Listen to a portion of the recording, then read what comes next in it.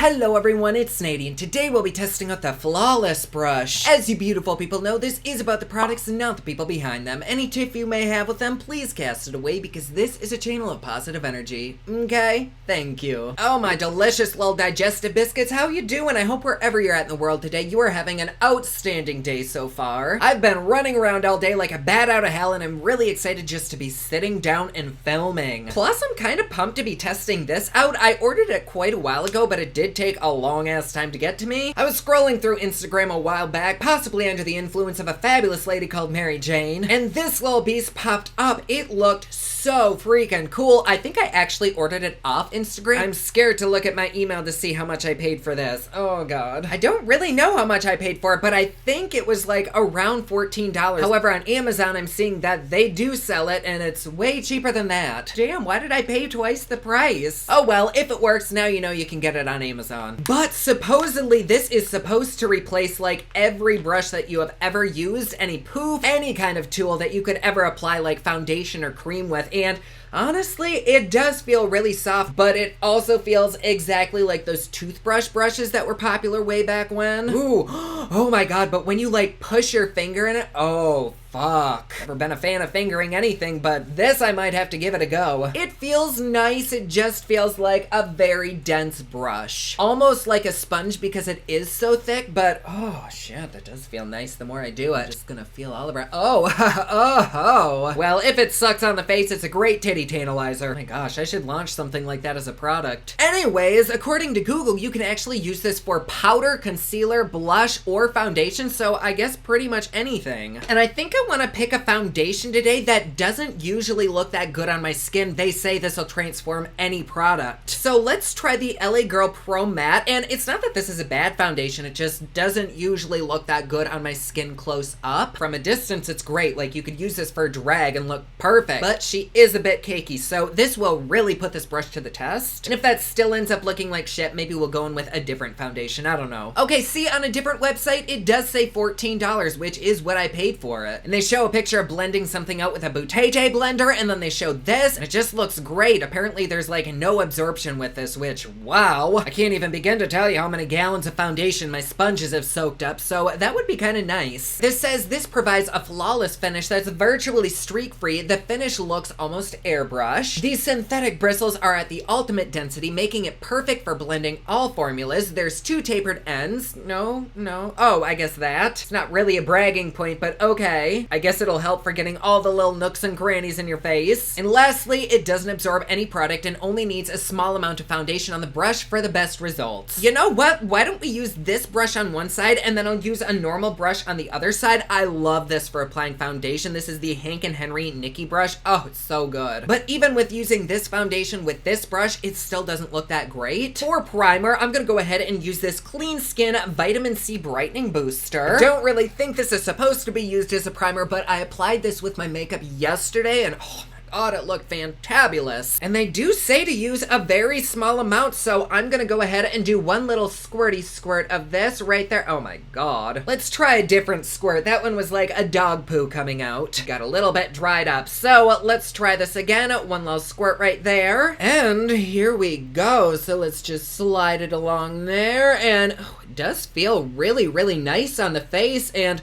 it doesn't seem to be soaking much up, although I do think some did go into the bristles. But like the more that I rub it around, the better coverage I'm getting, even though it doesn't feel like there's anything more on here. There's still like some coming on. So I'm not gonna say it looks like great, but it does look a little bit better. I'm not sure that you really do have to use like less product, because to me there's not like a huge difference between the side. I'm going in with more. I normally have to use like 4 pumps on my face at least. So let's layer this up and see if we can get a little better coverage. One thing that I'm not loving is that you do kind of have to forcefully slide it along your face. Like, I don't think it's enough to cause wrinkles, but I am definitely tugging, versus a flat poof or a sponge that you can just like bounce it in. That actually made it look really, really good.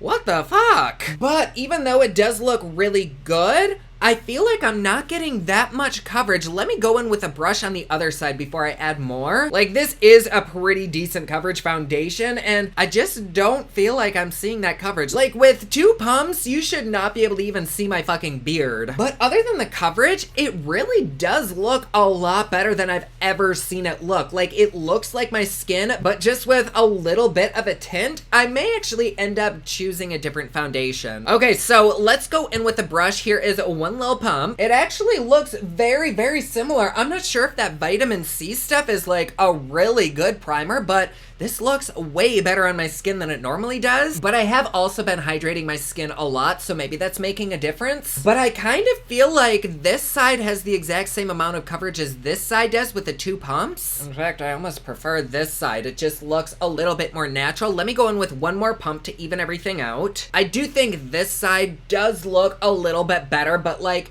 in person, you can't really see that much of a difference. I don't know. I kind of want to try a different foundation. Let's take a look before I wipe it off, because I think maybe we'll try like my Dior, which already looks really, really good. But if I can get it to look better, then I'm fucking down. What do you think before we wipe it off? I don't think it looks that bad on camera, but in person, really neither side is that great. I think if I didn't have facial hair, it might be a little bit better because this foundation does kind of get caught in my bristles. See, but then like right here, it does look minutely better, but not like enough to actually be noticeable. Okay, I'm gonna wipe this off. Let's try a different foundation. I love LA Girl so much, but not everything from every brand is gonna work for me. Plus that shade was a little bit on the yellow side. Jokes are corny enough. I don't need to look like a fucking piece of corn. And once again, we're gonna go in with a little bit of my primer. So now let's try it with my favorite foundation. I don't know if that's cheating or if this is even helpful to do, but this is Dior Backstage in the shade 2CR, and this, if it doesn't sink into the brush, that would be amazing because this is so liquidy, and no matter what I use, I just feel like I lose so much of the product. So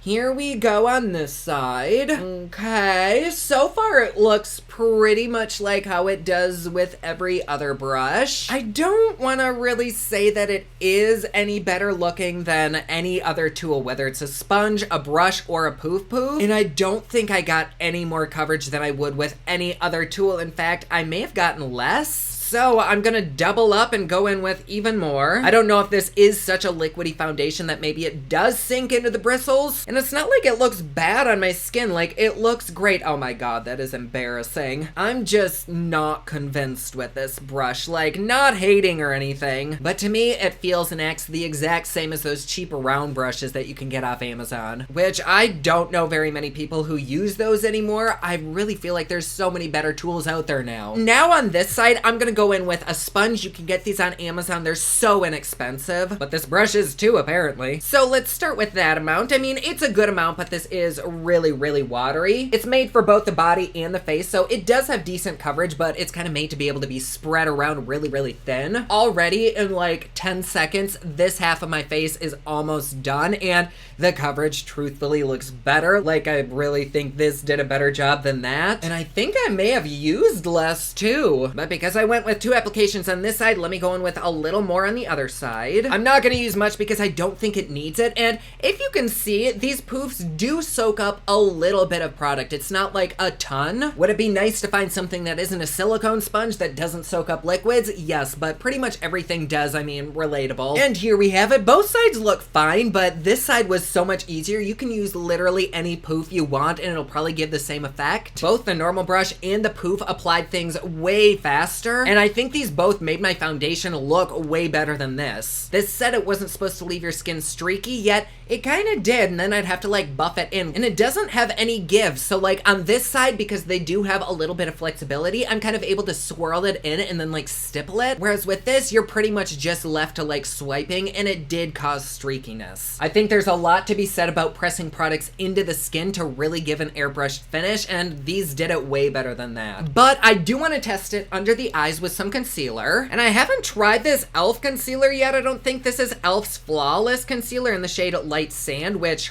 that is very light. This is where I would normally like stipple things in, which I guess you kind of can, but it's a little bit sharp. Like the synthetic fibers are a little bit roughly cut, so it's not the most comfortable thing in the world, and I don't like swiping, only because it really tends to wipe away almost all of the product, so I'll just keep going like that. That doesn't feel good. Like, I don't mean to be a little bitch boy, but I do have very sensitive under eyes, and if you look at it, there's a bunch of little furries that are just sticking up, and it feels like a cactus on my under eye. But it also did a great job at blending this out. Like, my under eye looks perfect. So let me try blending the other side out with this and we can see if there's even a difference. Quite honestly, I do see a difference. Like this, I don't know if it's picking up a lot of what I laid down, but it's making it really textured and you can kind of see the redness in my skin again. Whereas this side, there is kind of redness, but it's not as bad. But now I'm trying to decide, is a little bit better coverage worth irritating my under eye, because I can still feel it. Again, it's not terrible, and if you don't have sensitive under eyes, it's probably not a big deal. Is it like a huge difference? No, I probably wouldn't be able to tell the difference if I were out in public, but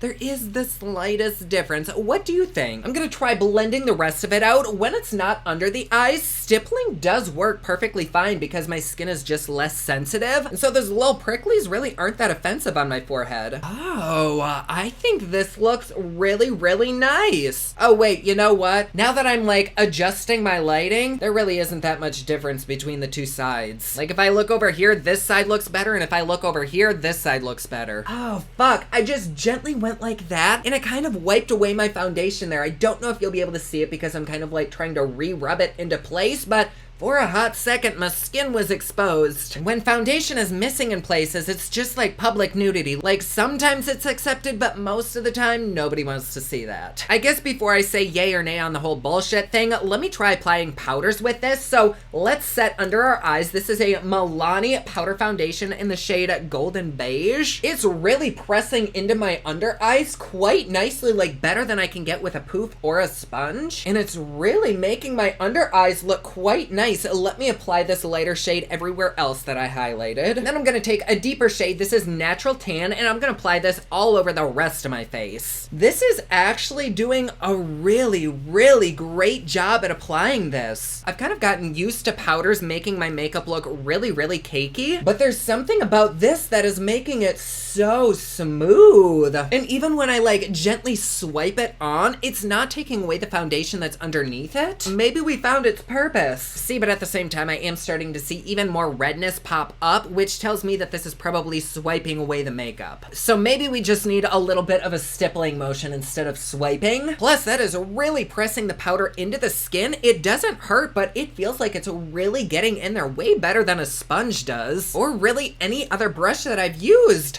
Oh, okay, so here we are.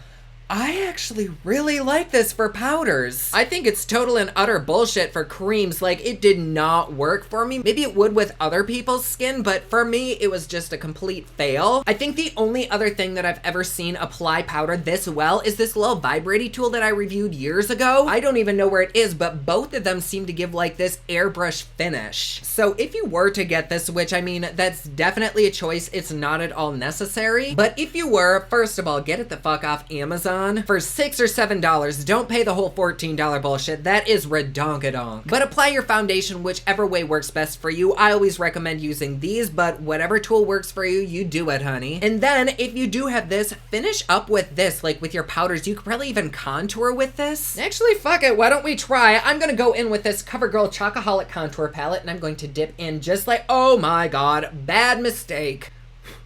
Oh.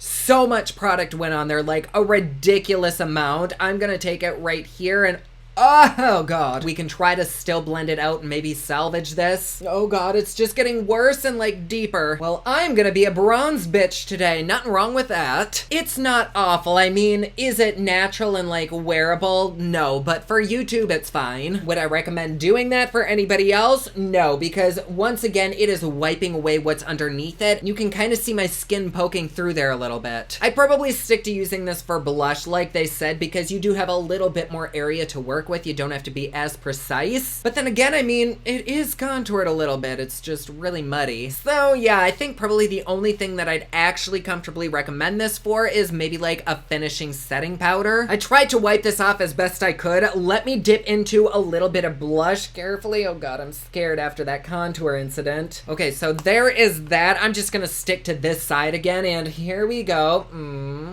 Oh my god, even with the stippling, it's still like wiping product away. Like that doesn't look bad, but it really doesn't look good. And I could have gotten a much prettier application with a normal floofy blush brush. Okay, so I think my final verdict is what I've said all along, which is don't use it with creams, just use it with a setting powder. At least with my skin, I'm sure there's people out there that this probably would work really, really well, but I personally think there's so many other tools that really are inexpensive that apply your makeup easier, faster, they're more precise, they're easier to wash than this will probably be. I don't know if you've ever had to wash a super dense bristled brush, but it's the equivalent of cleaning like an area rug with a toothbrush. It takes for fucking ever. But like in the camera, I don't think it looks that bad, but I also don't have my glasses on, so it might look like shit. So do I recommend it? No, not really, unless you do want a good finishing powder brush, which yeah, if it's like $7, then that is worth it. But also because it is so cheap, like if you're curious, pick one up. But is it something that I tell my friends or family to go run and grab? No. Do I think it's worth the price? If I paid like $14 or $15, no. $6? Yeah, that's fine. But much more than that? No. Oh, this just looks so janky in person because like my skin tone is kind of showing through in little bits and it looks really gray. One thing that I am noticing though is that this side is creasing quite terribly. I've never really used that concealer before. And even though I pressed it in with that poof and I set it really good, this side is still creasing, whereas this side, it's really not. I don't know if tapping it in with this made it look a little bit better or if this side just isn't as creasy as this side, but in person, like this side looks a good 10 years older than this side. So now I'm just kind of really confused. If we're gonna be real, I just say spend a little bit more money on products that you know are gonna make your skin look really, really good. You don't even have to break the bank. Like there's such good products at the drugstore. I don't think this is gonna turn a shitty foundation into a good one because my skin didn't look that good with that LA Pro one. Not that that's a shitty foundation, it just doesn't work on my skin no matter what tool you use. And this did kind of claim on Instagram that it could transform pretty much any foundation. And I did not see that happen. It would be easier to use a better product with very simple tools than to try to force your way through a shitty product or a shitty concealer and get this brush and hope that it works, because I don't really think it does. Once again though, it might work amazing on your skin. Like you can see the overall product, you can kind of determine if it's something that you like. I just can't in good faith recommend this for more than just a plain powder. So there you go. I'm really fucking happy that we finally reviewed this. I've been getting so many DMs and tweets about this. It's been sitting in my to film pile for ages. It's just been taunting me. Anyways, thank you so much for being here. I love having you. And if you'd like to support me and my channel a little bit more, please feel free to join us on Patreon. It's patreon.com/poplux. There you get videos a day early. You get special videos just for Patreon. You get special Patreon only videos, and best part, it's cheap and very fun, just like me. And like always, please be sure to subscribe and hit that notification bell down below so that you're notified anytime I upload a new video. Don't forget my newest collection of highlighters, including Black Ice, which does change from black to white, is available at thepoplux.com. Also, my latest album, Kiss of Fame, is available everywhere online that music is sold. Thank you so much, everyone who's supporting them. Comment down below, let me know what you thought of this video. Don't forget to like and subscribe. You can follow me on Snapchat, Instagram, and Twitter at officialnady, and you can follow me online at thepoplux.com. Thank you so much for watching. I love you all, and I will see you again soon. Bye.